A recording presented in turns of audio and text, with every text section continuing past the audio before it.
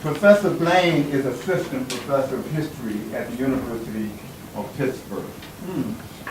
But we brought her back from the University, New York University, where she is on leave. I know she didn't want anybody to bother her. No, not when you're on leave. Under a Ford Foundation postdoctoral research fellowship. And I also learned that she turned down a fellowship at Harvard University, and she went to New York. So yes. we have to ask her what's her secret, okay? But she's getting extraordinary. What it means is that she's getting extraordinary responses to her work, and that people are excited about the kind of scholar that she is. She received her MA and PhD degrees from Princeton University, where she worked with Terrell Hunter. Some of you may know that Terrell Hunter was a colleague of ours here at Carnegie Mellon University in the Department of History for several years. And so it's good to really connect with someone who has developed a career of her own in the field of African American history that's really pushing forward the kind of pioneering work that Terrell is known for. But she's an extraordinarily accomplished scholar in her own right.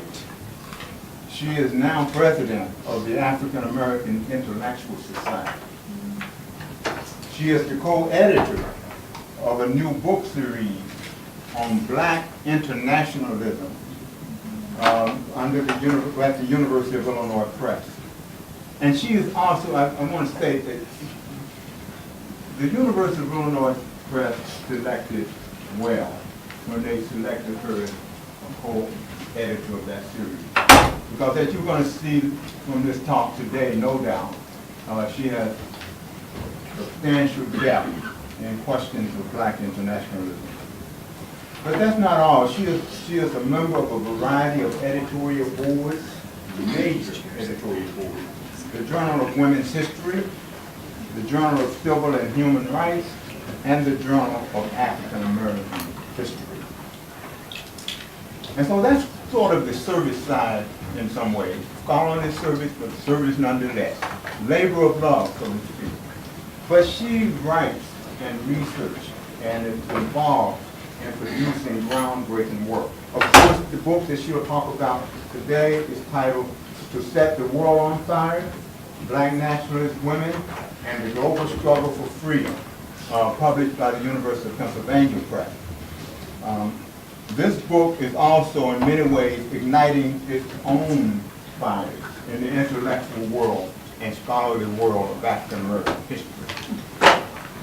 In addition to Set the World on Fire, Keisha is also the co-editor of two books. One entitled New Perspectives on the Black Intellectual Tradition, published by Northwestern University. And the other one is very timely. And I wasn't aware of this book, but it's a book that's titled Charleston Syllabus.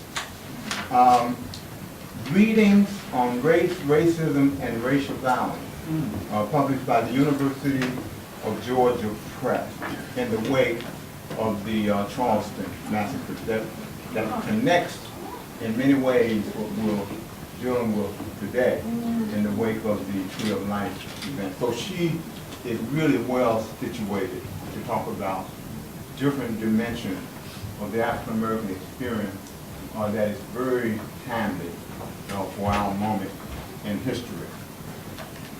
But she is doing her job too of trying to penetrate the larger public sphere with the knowledge and insights that she's been able to gather through her research. And I'm just astounded as a young scholar. She's written for Newsweek, for Washington Post, the Chronicle of Higher Education, Huffington Post, and others. She's putting her knowledge out there for all of us to benefit. So I want to thank her for that. Moreover, cutting-edge kinds of scholarship she's doing. In 2017, she received the American Historical Association Roy Rosenthal Prize for Innovation in Digital History. Now you know that digital humanities is on the rise, and all the young people are connecting in ways with research methods that my generation we couldn't imagine. But it's amazing what is possible given the changes in technology. And Keisha is right there working at that interface. So we want to say welcome to Carnegie Mellon. It took a long time to walk across the bridge from Pittsburgh to Carnegie Mellon, but you are here, and we want to thank you. So welcome. Thank you so much.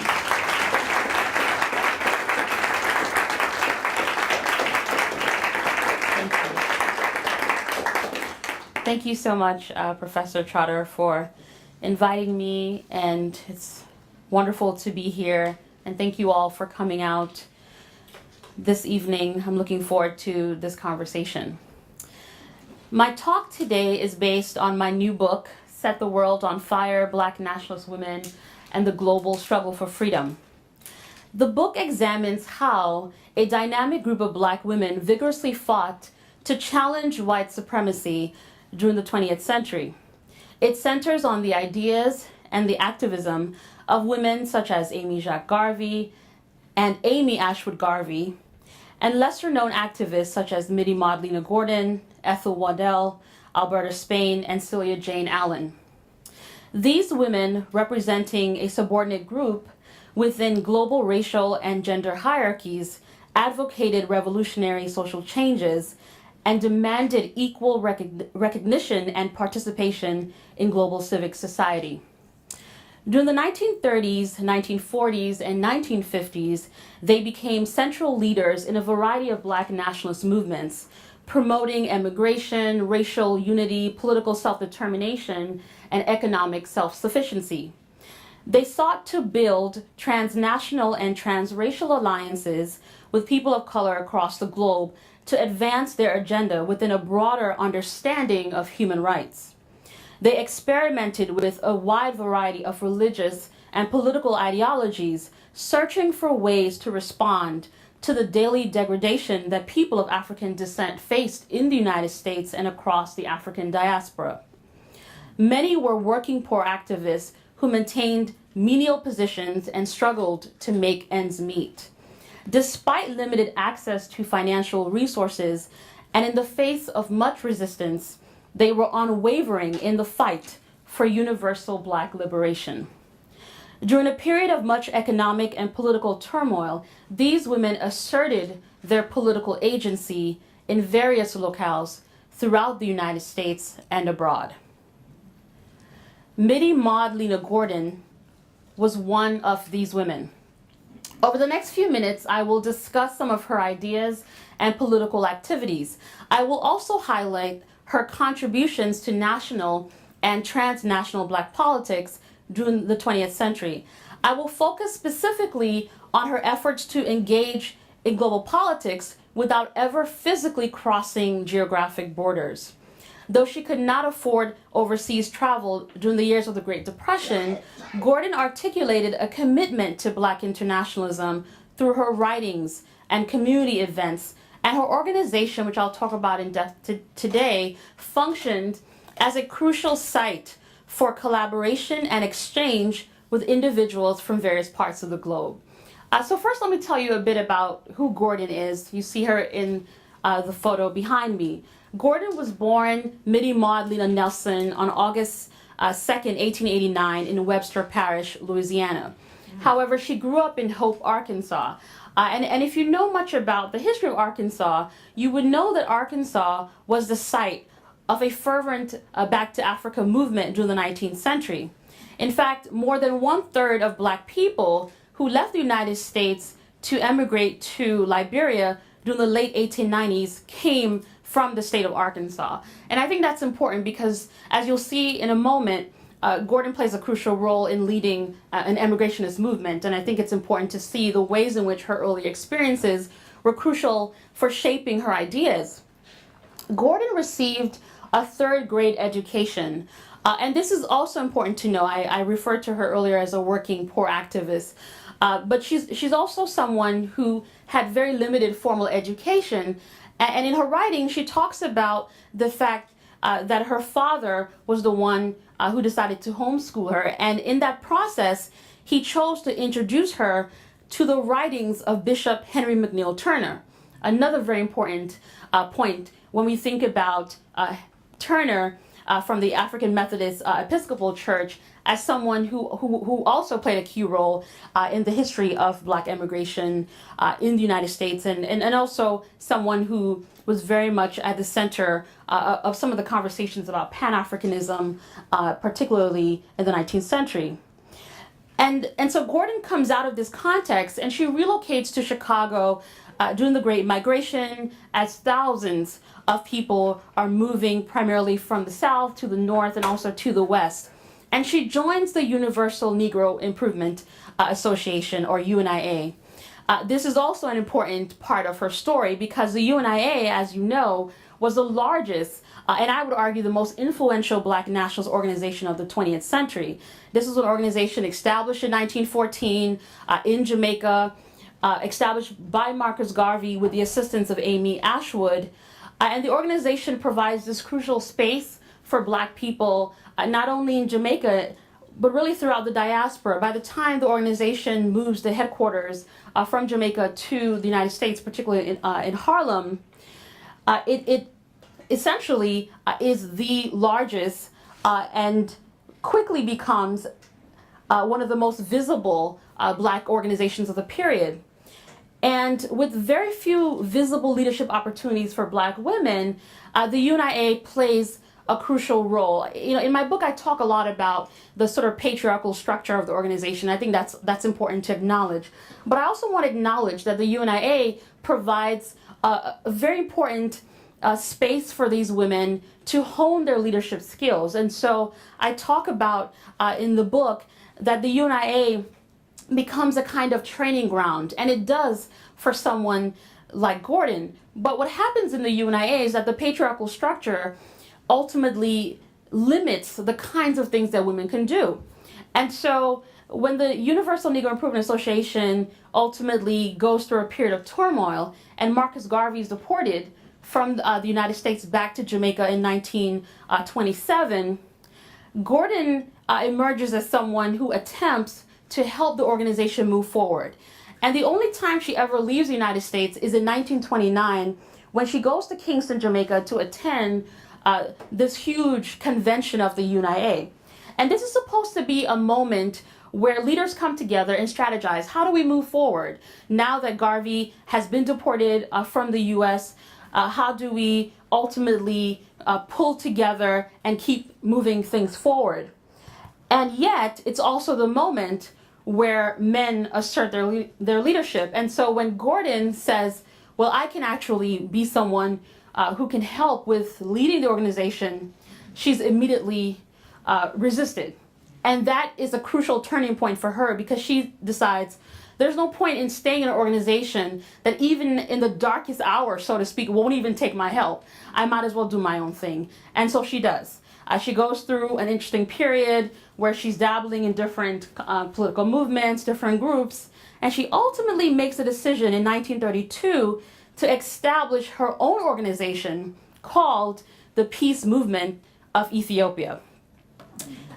So this is a picture of just the first 2 pages of the Constitution of the Peace Movement of Ethiopia. And in the process of doing research, it was fascinating to find the Constitution. The Constitution is particularly vital because it shows the ways in which Gordon was really trying to, on the one hand, draw from the UNIA and from Garvey's ideas, but also attempting to depart from it. So for example, probably the most obvious one, when you look at the motto, one God, one country, one people, was simply a rephrasing, right, of the UNIA's motto, one God, one aim, one destiny. And like the UNIA's founding documents, the Constitution underscored this race-first philosophy that Marcus Garvey emphasized, and it also underscored the strong commitment to Black immigration, to the idea that people of African descent, particularly in the United States or wherever they reside, would ultimately relocate, would leave and establish a black nation state elsewhere. To further reinforce the influence of Garvey's ideas, if you look closely, you'll see this fascinating clause. Let's see if I can point to it. There we go. Where it says, "We freely coincide with nationalistic principles laid down by the Honorable Marcus Garvey." And I really like that phrase because to me it signals two things. On the one hand, it's an attempt to show the ways in which the peace movement of Ethiopia is clearly building upon Garvey's ideas, Garveyism, the Universal Negro Improvement Association. But at the same time, I think it's also skillful when we look at the choice of words, that we sort of freely coincide, right? So to say that you freely coincide is to say that you're connected, but you're also independent too, right? So there's a way in which the sentence on the one hand shows a connection, but on the other hand also shows an attempt to draw some distance. And you see other examples of how the peace movement of Ethiopia is trying to move in different directions, far from Garveyism, which I'll talk about in more depth shortly.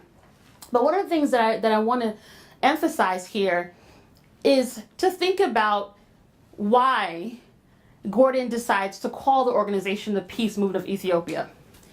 Clearly, Ethiopia is important in this period. 1932, we certainly have to think about the context of Ethiopia, the nation state. So clearly, the organization is established at a moment that it coincides with the reign of Ethiopia's emperor. But at the same time, the use of Ethiopia speaks to the ways in which Gordon is drawing upon this idea of Ethiopianism or race redemption ideas that come directly from the Bible. And so throughout the Constitution, you see references to, for example, Psalm 68:31, which reads in part, "Ethiopia shall stretch forth her hands out to God." African Americans often cited this verse as a prophetic reminder of inevitable black redemption. And so these examples speak to the ways in which Gordon is certainly pulling, right, different strands. And if you look closer, you look at the images included, you'll also see connections to the Moorish Science Temple.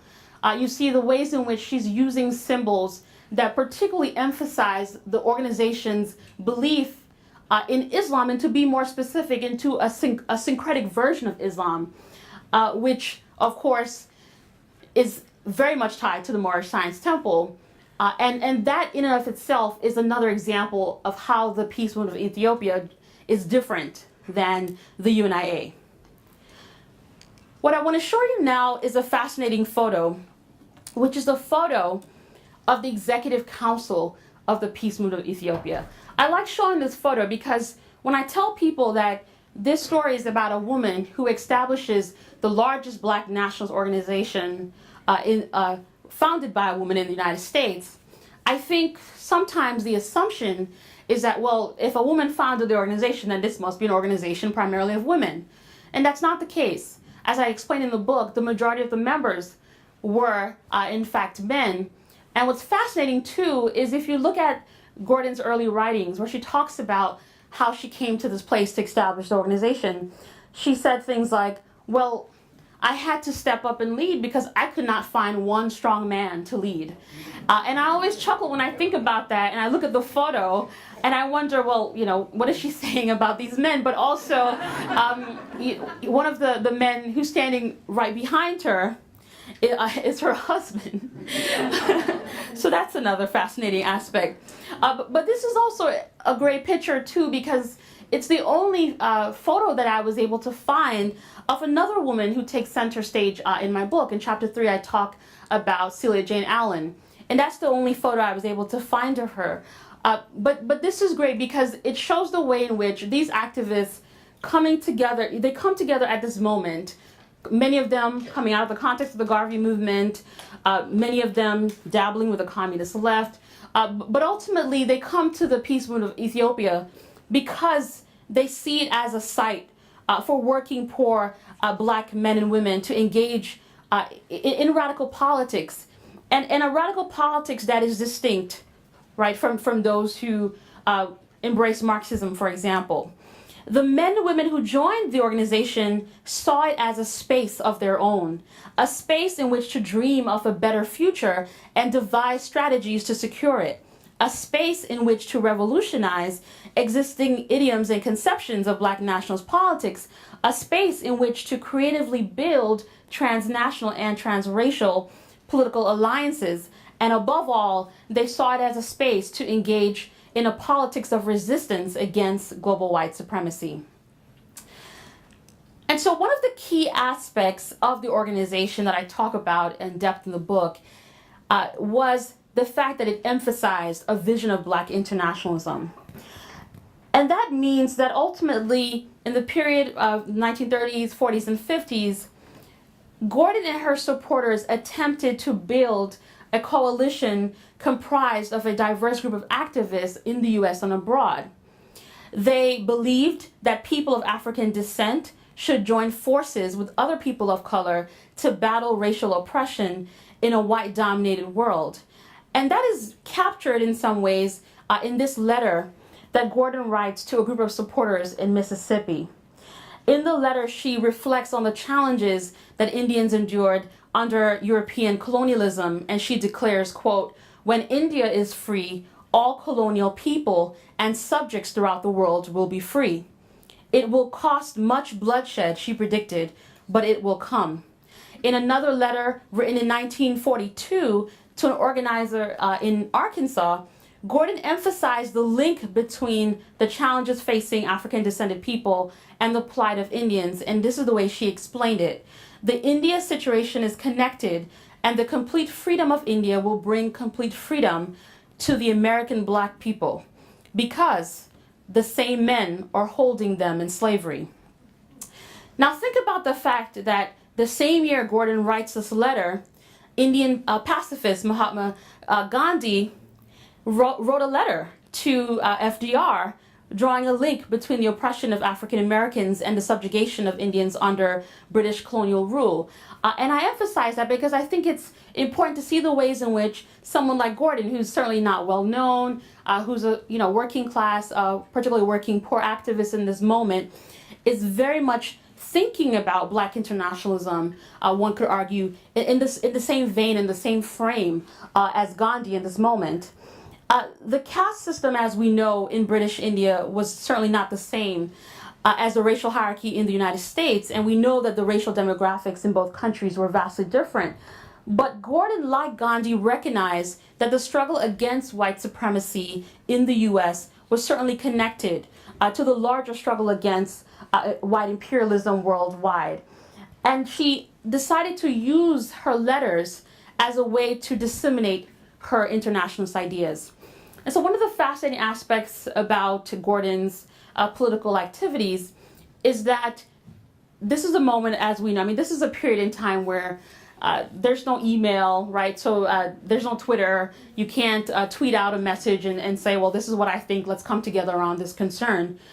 And so she had to rely on letters, right? Very slow process of getting a letter written and sending it and waiting for sometimes days, weeks, sometimes even months for a response, and then responding and trying to come up with a way to strategize. So one of the things that she does in her attempt to sort of practice a kind of Black internationalism, limited because she's not traveling, is that she's writing all of these people. So she starts writing letters to several Japanese officials. Not a good idea, as you can imagine. You can sort of see where this is going. And so one of the earliest letters she writes is in May 1934. And she sends a letter to Kenji Nakauchi, then Japanese Consul General, in Chicago. And in the letter, she introduces the organization, the Peace Movement of Ethiopia. She asks for his help.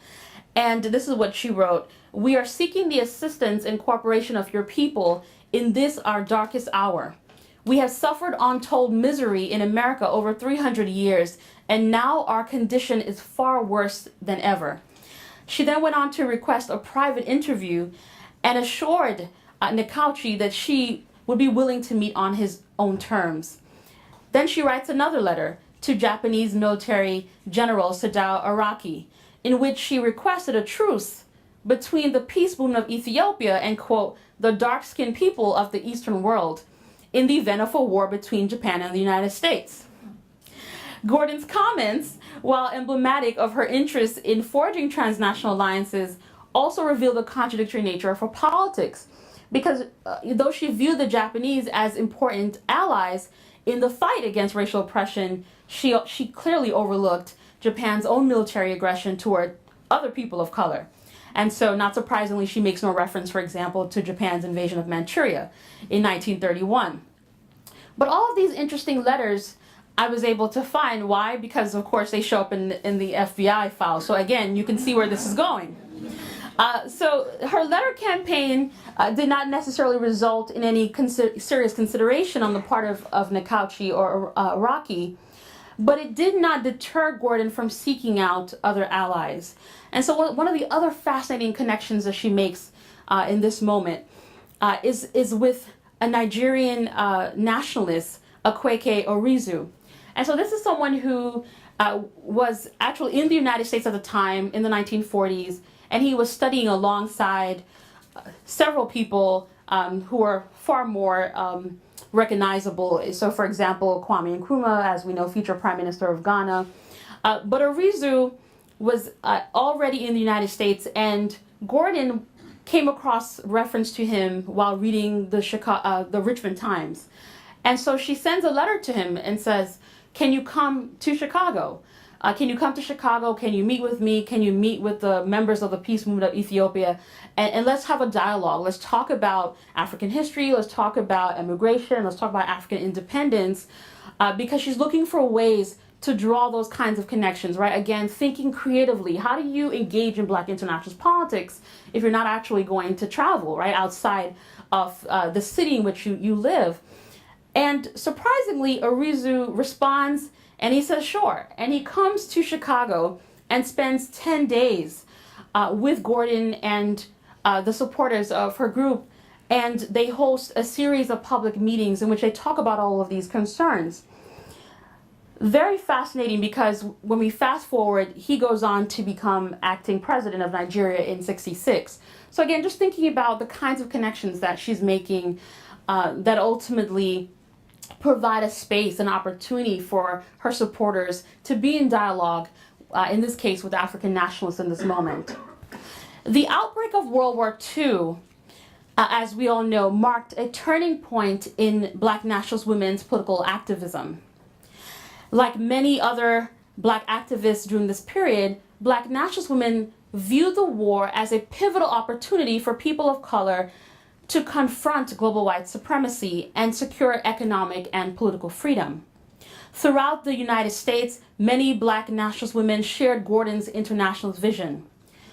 One of these women was a woman by the name of Josephine Moody, who in 1942 wrote a fascinating article in a newspaper called The New Negro World. Of course, many of us already know about the Negro World, but this was a sort of revamp, so to speak, of the Negro World in the 1940s. And in this letter, Moody called for an immediate overthrow of the global white power structure. She argued, quote, "The bleeding wound of Africa is wide open, and the nations of the world keep the wound from healing. And we, the Negro, must be our own physician to effect a healing of that wound." She went on to argue that the liberation of Africa would only come by force. Quote, "We want to set the world on fire. We want freedom and justice and a chance to build for ourselves. And if we must set the world on fire, we will, like other men, die for the realization of our dreams." Moody's comments, which clearly inspired the title of my book, captures the political vision of Black nationalist women in this moment. For the women that I talk about in the book, setting the world on fire meant working to eradicate global white supremacy and all forms of oppression at home and abroad. It reflected their global vision as well as their efforts to assert their political power at a moment in which they were being denied civil and human rights. Despite these women's significant contributions, they have been largely absent in historical narratives on the Black freedom struggle.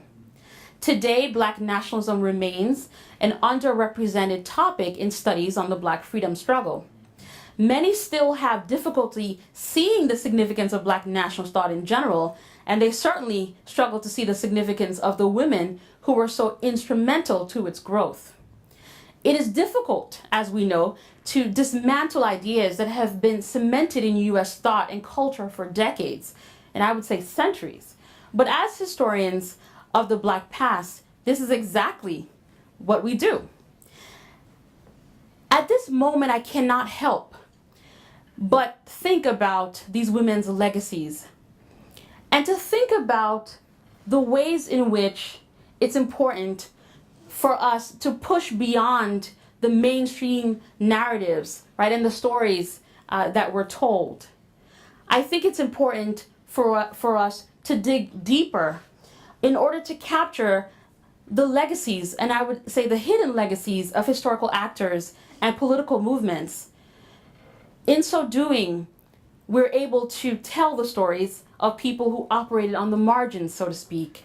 We're able to capture the story of someone like Mittie Magdalena Gordon and others to reveal how rich and complex the Black freedom struggle was and is. When we take a closer look at the historical record, we will find that those who were outside traditional halls of power were just as effective as initiating change, often more so than those who held official titles.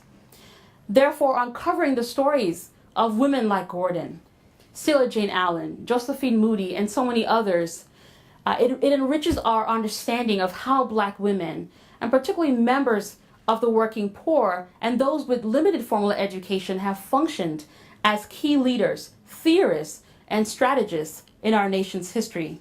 They also challenge us to rethink how we assess the legacies of individuals and political movements of the past. Despite their best efforts, the women I write about did not live to witness the goals they hoped to attain. But long after they were gone, the ideas they promoted and the ideals for which they were fighting persisted. New generations of Black activists would take up the mantle, often unaware of these women's courageous stories. Developments taking place in Chicago, for example, where Gordon once dominated the Black political scene, underscore the continuum of nationalist and internationalist thought and praxis in Black political movements. During the 1960s and 70s, local Black activists, including some who had been inspired by Gordon, worked to popularize Black nationalist and internationalist politics in the city and beyond. In this period, thousands joined the Black Panther Party, which provided a platform for Black activists to agitate for universal liberation, economic power, community control, and political self-determination. Ultimately, the passing of influential women leaders like Mittie Magdalena Gordon could not squelch the powerful ideas that undergirded their political activism in their lifetime. Through organizations like the Black Panther Party, Black nationalist and internationalist ideas remained salient in public discourse during the 20th century. Far beyond political ideas and strategies, however, these women left behind a spirit of hope. They dared to dream of a better future, and they sought to set the world on fire, to eradicate global white supremacy, and to awaken the political consciousness of Black men and women in the United States and across the globe. They did not accomplish all of their political goals, but the freedom dreams they envisioned propelled them to create new spaces and opportunities for people of color to openly confront discrimination and to assert their political agency. In so doing, these women left a lasting mark on the lives of countless Black people in the United States and abroad. They will inspire new generations of activists for many years to come. Thanks for listening.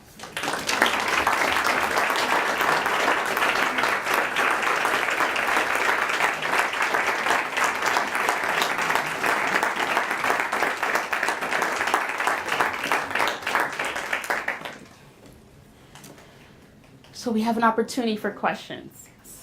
Took a quick sip. Yes. This is more a question of fact. Do all of the women in this studies include immigration as a part of their understanding of Black nationalism? Yes, in this particular period. And what happens is we do see a shift somewhere around 1954, 55, which isn't surprising when you think about what's the changes taking place on the African continent. So particularly for 1957, some of the women who remain very focused on the idea of leaving the United States and relocating to the African continent, because part of what they're doing is they're imagining that the act of moving in and of itself will provide an opportunity to challenge colonialism, right? So they're thinking about it within that context, as much as it is also an opportunity to improve their social and economic conditions. So by 57, many of these activists then begin to shift their perspective and begin to pull away from emigration. And so in the last chapter of the book, what you see is what I talk about as both continuities and discontinuities, because then you have a new generation of Black nationalists who are, they're very interested in many of the things I've discussed, but they're not interested in leaving the United States. And for example, the Nation of Islam endorsed this idea at the time of territorial separatism, which is to say that we could have our own space, but it can be on U.S. soil. We don't actually have to leave the United States for it. The generation of activists who I talk about in the book don't see that as a compromising, they don't want to compromise on that particular issue. In fact, Gordon at one point says, oh, the Nation of Islam folks, they're not real Black nationalists because they don't want to leave the United States. So you see an ideological break about mid-50s onward. Yes. I really appreciate your work. I learned a lot before this. In your work, did you find or look at the movement of Hebrew Israelites out of Chicago in 1967 as maybe one of the last immigrationist movements? I was just wondering if you came across that in your intersections. No. And particularly, so part of what I did in the study, I tried to essentially tell the story through the lives of a group of women. And so part of what happens naturally is when Gordon passes away in 1961, for example, I'm able to talk about her ideas about things like the Montgomery bus boycott. I'm able to talk about the ways in which, or how she's thinking about the civil rights movement up until that period. And I talk a bit about the younger activists in the peace movement of Ethiopia, but the organization, as an example, really they begin to trickle off because now they're pushing all of these ideas at a moment where people are very much thinking differently, right? And so they find themselves on the margins within a larger movement of Black power that's really taking over, and people are not interested in some of these ideas. So they sort of taper away. So all that is to say, I don't talk about 1967 and other immigrationist movements, because part of what I'm doing is trying to show how we begin with Garveyism as sort of what we might think of as the first generation within the context of the 20th century of Black nationalist activists who are operating within this movement. And let's take a look at what happens through the 30s, 40s, and 50s up until they're no longer doing the work that they're doing, and let's also reflect on the ways in which they're shaping movements of the 60s and 70s. So unfortunately, no, not a focus on the Hebrews in 1967. But thank you for that question. Yes, Sarhand, and then one at the back. First, thanks so much for speaking. This is great. You had mentioned that but Sally Jane Allen in the early 1930s and others had dabbled in communism. It made me think, fast forward, a few more decades, the Black Panther Party giving out books with teachings of Mao, as well as Angela Davis being associated with the Communist Party at that time. I'm just curious as to what was it about the Communist Party that drew these revolutionaries from different eras to it? So just to clarify, Sally Jane Allen was not affiliated with the Communist Party. Part of what I was talking about is the ways in which, what I was trying to emphasize is that the peace movement of Ethiopia provides this sort of fluid space to an extent, whereby Black radicals at different ends of the spectrum can find a space. But to be clear, when you look at the Constitution of the Peace Movement of Ethiopia and even the writings of Gordon, who talks about the organization and the vision, it's very much anti-communist. And in fact, she criticizes other activists who collaborated. She criticizes activists on the communist left on two positions. She says, one, black folks have no business being part of a movement, and whereby ultimately white men, they're ultimately falling under a vision of freedom and liberation that is circumscribed by white people's ideas. Okay, that's one break ideologically, but also strategically, she's thinking aligning with the Communist Party is a sure way for us to get in trouble. It's a sure way for us to get arrested. I mean, of course, it doesn't save her from. She ultimately is arrested, and spends two years in prison, particularly because of her writings to the Japanese, and so she's charged with the crime of sedition, and she gets in trouble for other things. But at the time, she's thinking that aligning with the Communist Party is actually a dangerous move. So just to clarify, there were certainly people who I think were radicals who dabbled in all these. So a perfect example who I talk about in the book is Audley Moore. So Queen Mother Audley Moore is a perfect example of someone who, she starts off very active in the Garvey movement, and she is involved in the Communist Party. Then she breaks from the Communist Party. She established her own, several different groups and organizations, and she lives a very long life. And so you sort of see black radical politics through her lifetime, whereby she's moving in all of these different directions, but it still falls under the rubric of black radicalism. So a very fascinating kind of figure. I think she's a perfect example of what I'm trying to capture there. Thank you. Oh yes, at the back. Yes.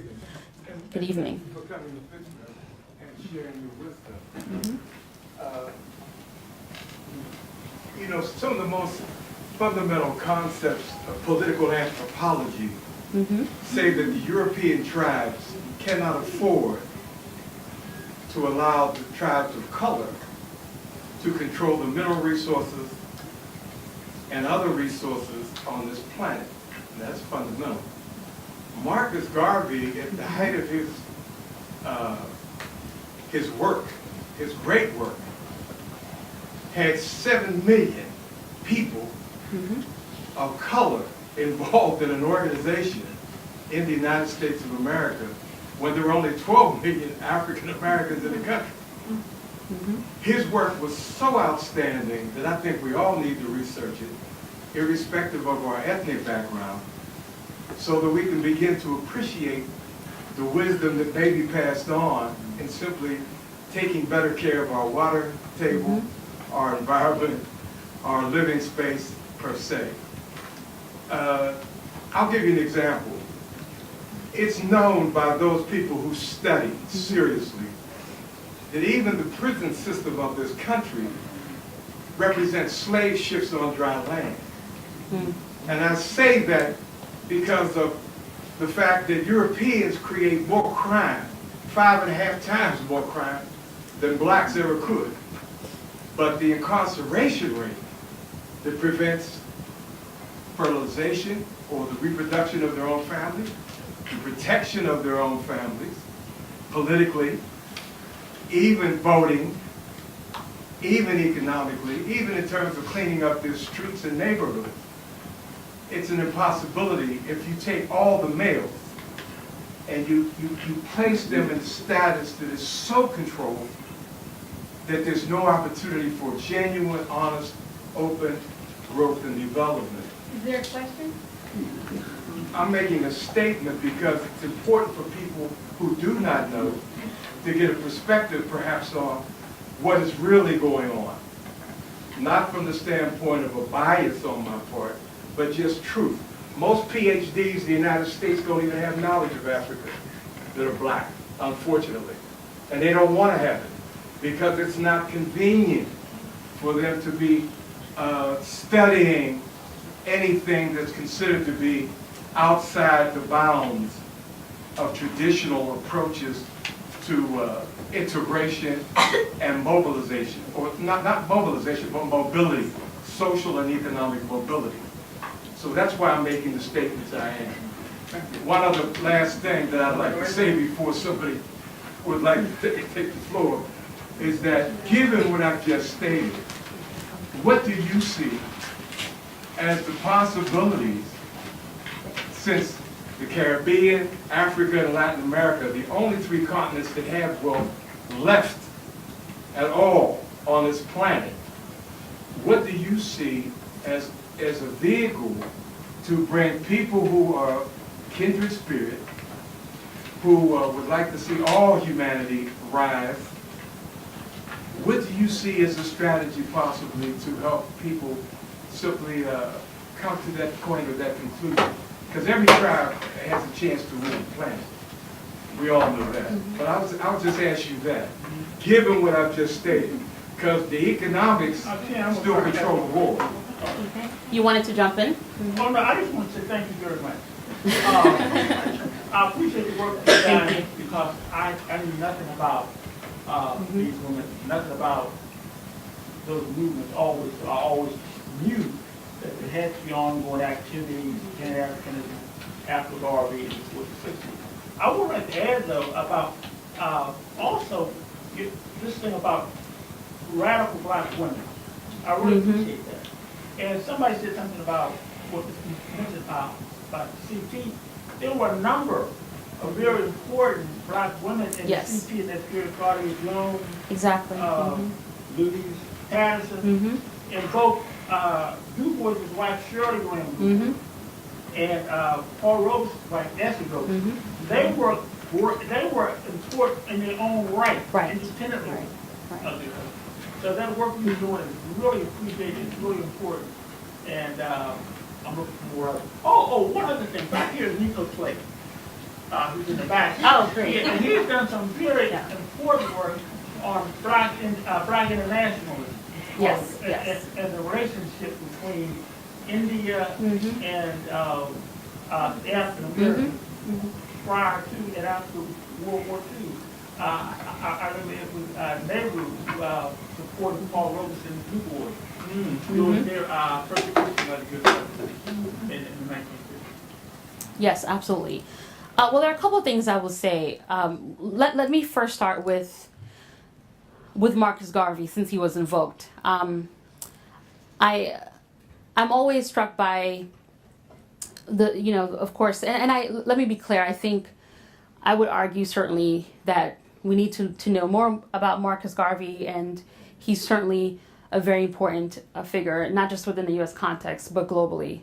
But one of the things that I want to push back against is the notion that it always has to be through Garvey, right? And part of what I think the book is trying to do is to get us to think beyond Garvey, so to speak, and to see the ways in which, at the moment that Garvey, one, is no longer physically present in the United States, that his departure ultimately opens up a space for women like Minnie Marlena Gordon to emerge. And that's key, because part of what has happened is because we focus so much on Garvey, we're able to tell the narrative that Black nationalism dies in 1927 because that's when he's deported. So yes, well, goodbye, it's over. And then we then say, well, it reemerges later in the 1950s, perhaps with a figure like Robert F. Williams or maybe with Malcolm X. And part of what I've done is to change the focus, so to speak, and to say, well, actually, if we looked at women's political activism and ideas, we will find that the narrative is remarkably different, because we find that at the very moment that we turn away and say, well, Black nationalism is dead because, of course, Garvey is out of the picture, and then he passes away in 1940, that's actually the moment in which we see what you might think of as a kind of golden age of Black nationalist women's politics, and here I'm borrowing from the work of Wilson Jeremiah Moses, the sort of golden age framework and using it differently. So that's the first thing that I want to say to push back. And I also want to remind us that Amy Ashwood needs to be recognized as a co-founder of the UNIA, right? And that's one of the things that I emphasize in the book. And it's not just a nice term, but it's also just giving her credit where credit is due and recognizing the way in which even financially the UNIA wouldn't even be possible were it not for her support and her parents' support, and the fact that the earliest meetings of the organization even take place in her parents' home. So all of these are the kinds of things that I want to emphasize so that we can think about even the history of the UNIA a bit more, with a bit more nuance. The other thing too that I would say to the question of what is the vehicle, I don't believe in any one vehicle. I don't believe in any one strategy. I don't believe in any one answer. And I think one of the things that I think these women teach us is that liberation will only happen when people are willing to use a range of political strategies and tactics. I mean, I think it's a dangerous kind of framing to imagine that there is one way, because sometimes the right way in the 1930s may not be the right way in the 1940s, or sometimes the right way yesterday may not be the right way today. So I think there's a kind of flexibility, but more to the point, a pragmatism that I think we see in these women's political activism that I think we should keep in mind, even as you're thinking about current moments. I think one has to be pragmatic, one has to be somewhat flexible. Clearly, one should not compromise one's beliefs, but I think that there are multiple vehicles, right? So to broadly answer your question. And to the last point, absolutely, that part of what I think the study is particularly useful for is being in conversation with the kinds of work that we see produced by scholars like Eric McDuffie, Carol Boyce Davies, that show how crucial Black women in the communist left were to shaping Black radical politics at the moment. But at the very same moment that they're engaging in these political activities, there are also a group of women like the ones I talk about operating too, and they don't often get much emphasis, but I think their stories are important for understanding, I would say, the wide spectrum of Black radical thought. So I hope that covers several different points that came up, and I'm happy to answer more. Yes.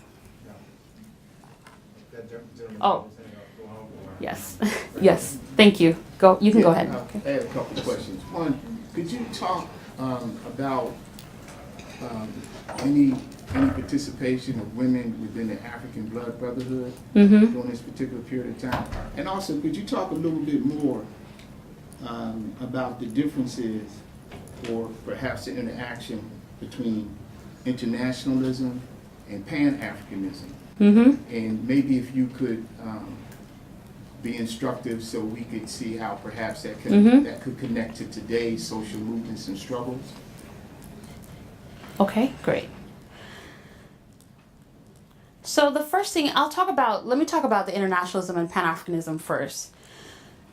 One of the reasons why I am very specific and I use the term Black internationalism is because I'm thinking not solely of the kinds of alliances that people are making, so beyond just the alliances that Black people are making with other people of African descent, but really thinking about the ways in which they're crossing racial lines.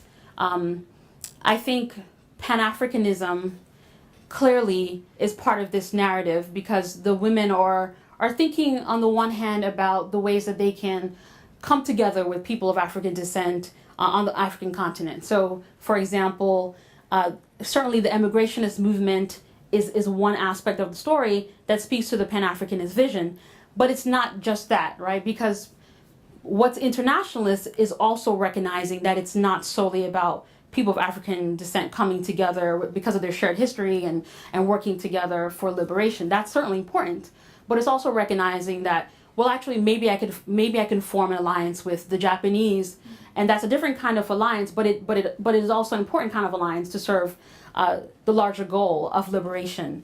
And so those two strains are important. So the way I often explain it is that you can see Pan-Africanism as a strand, so to speak, of internationalism, but so is Afro-Asian solidarity a strand of internationalism. And so you can see the ways in which all of these ideas certainly come together, but there are distinctions, which is why I don't necessarily use the term Pan-Africanism, because I'm thinking broadly beyond solely African, people of African descent forging alliances.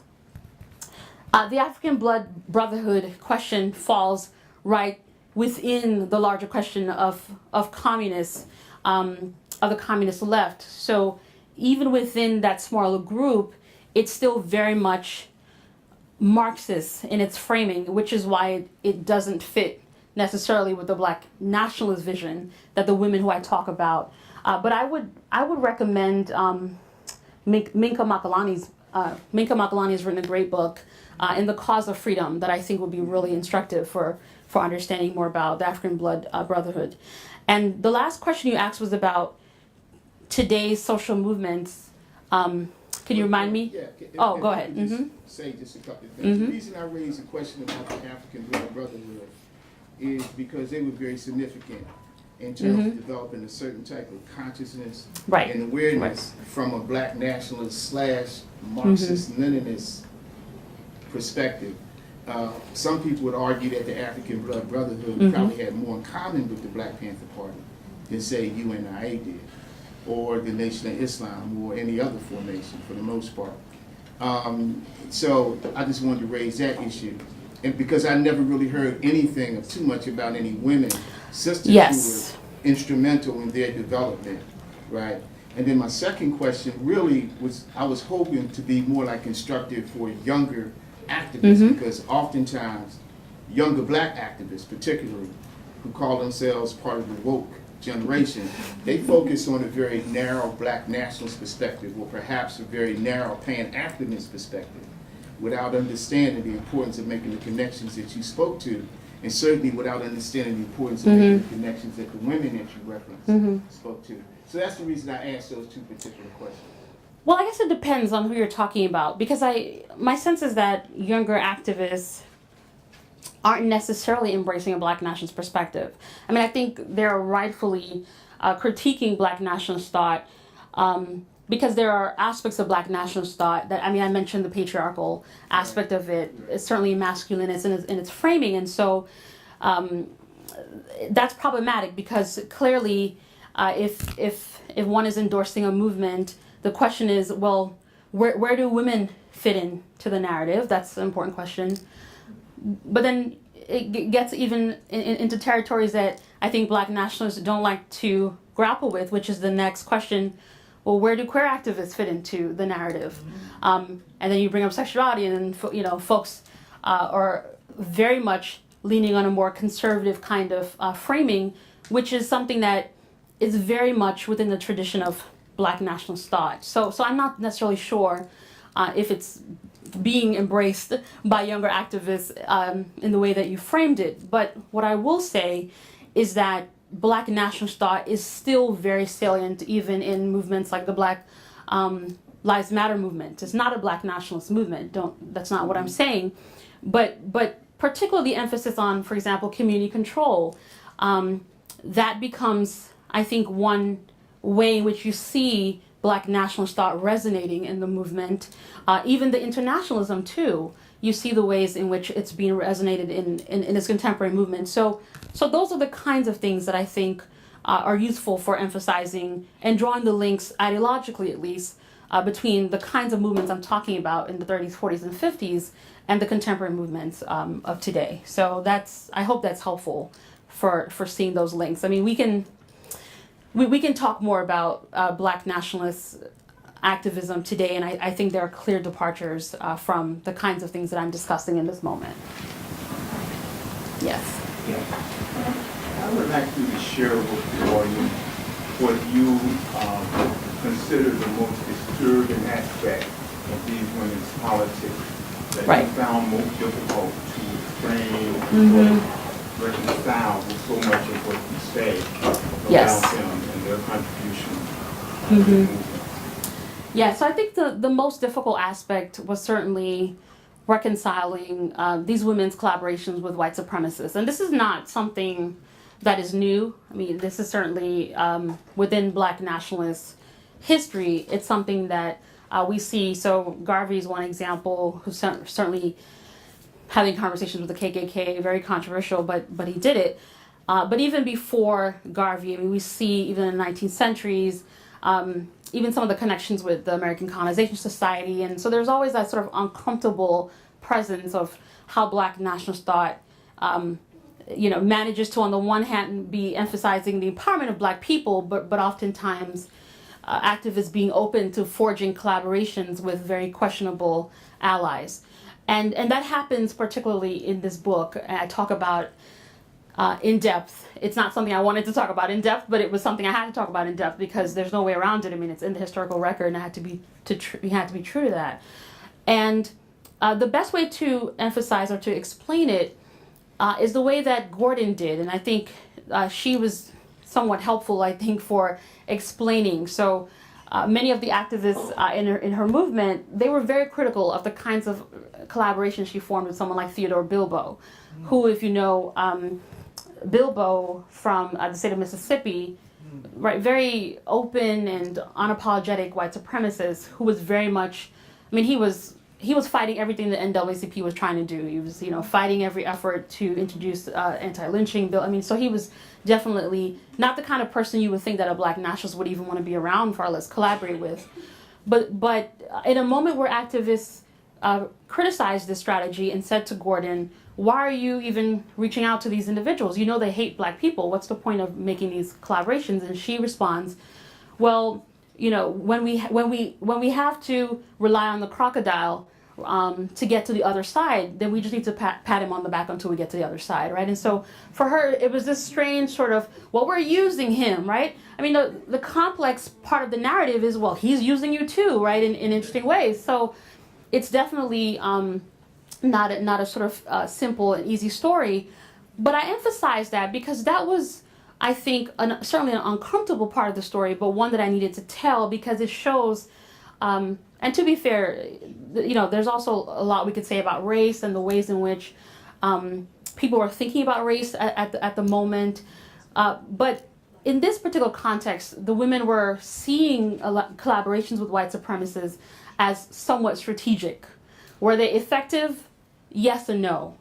They were effective because they made it possible to advance some of their tangible goals. So, for example, it is Bilbo who presents the Greater Liberia Bill, the bill that these women are fighting for so many years. He's the one who presents it. Not surprisingly, it falls apart. Well, that's the spokesperson you decided to work with. But at least they were able to get it to the U.S. Congress and have a conversation about it. So that matters. On the other end, it also made them even more marginalized in their communities than they were already, maintaining views that were not very much being embraced by the mainstream. So it's a complex narrative, to be sure, and I think what you see in the book I try to capture as much as possible is the complexity, but also, too, I try to take these women seriously, right? And to say, and I'm honest in the book, to say, this is problematic, these are the kinds of things that were questionable, and these are the ways that they actually contradicted their own political agenda and goals. But let's imagine and let's think carefully, why would they do it in the first place? What is it about living in the 1930s and 40s that could propel a black activist, a black nationalist activist no less, to attempt to reach out to a white supremacist? What does that tell us about power in this moment? Certainly about race. I mean, so there are a lot of complexities in the narrative that were difficult to write about, and I hope that I was able to do justice to that. Thank you. Great question. Oh, now questions about this. Okay, yes. I would like to know what led you to focus on this as an area of interest in African. It's so unique, as Fred mentioned, that right. Some people don't know what led you to that. Great question. So I started off, and I was telling the story a bit earlier. I was talking to several undergrad students and talking about my journey. And one of the things that's fascinating is I had no plans to become a historian, no plans to pursue a PhD, and had only enrolled in a history class because I needed some requirement. But all of that is to say that I encountered an amazing professor, a professor who works on Black internationalism, so that's one thing, and a professor who is really passionate about the subject and encouraged me to study more. And one of the things that he did encourage me to do, and I'm talking about Michael West, one of the things that he did encourage me to do is to write a paper on women in the Garvey movement. And so that was, little did I know that I'd be doing this for many years, but so I started with this term paper on women in the Garvey movement. And it was fascinating. I wanted to certainly explore more of that by the time I went to grad school.